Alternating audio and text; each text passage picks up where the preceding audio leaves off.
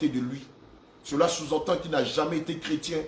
C'est juste un aventurier qui est venu dans sa bergerie par suivisme ou par effet de mode. Mais il a promis que tous ceux qui sont marqués de son sceau, aucun d'entre eux ne s'égarera.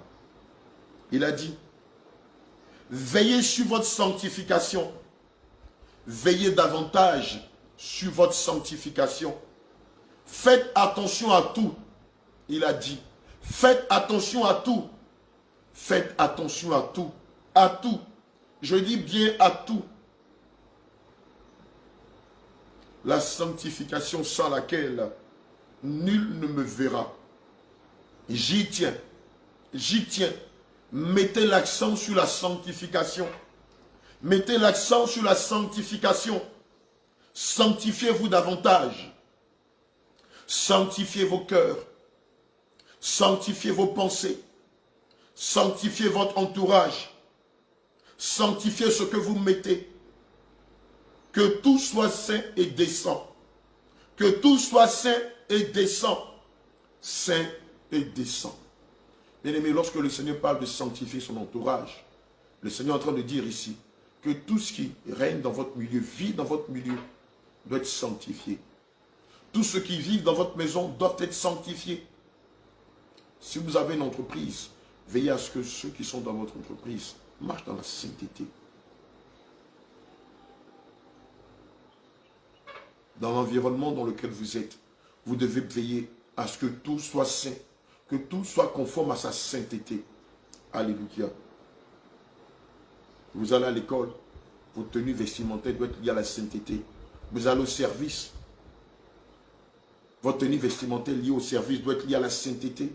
Vous êtes à la maison, la tenue vestimentaire que vous portez à la maison doit être sainte.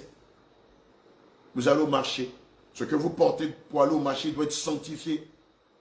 Il ne doit pas avoir de différence entre ce que vous portez pour aller à l'église et ce que vous portez pour aller dans vos différents services.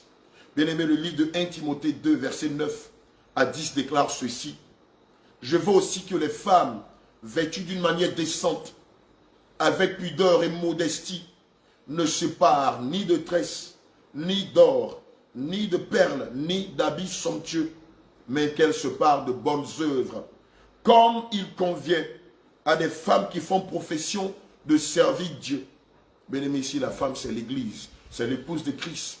Ce sont les hommes comme les femmes, ce sont les vieux comme les jeunes, ce sont les adolescents comme les personnes adultes. Et l'Éternel de déclarer, je ne veux pas de mondanité dans ma bergerie. Je n'en veux pas. Sortez du milieu d'eux. Imitez-moi. Soyez différents d'eux en tout. Voici le peuple que je veux. Et dans le langage, soyez différents.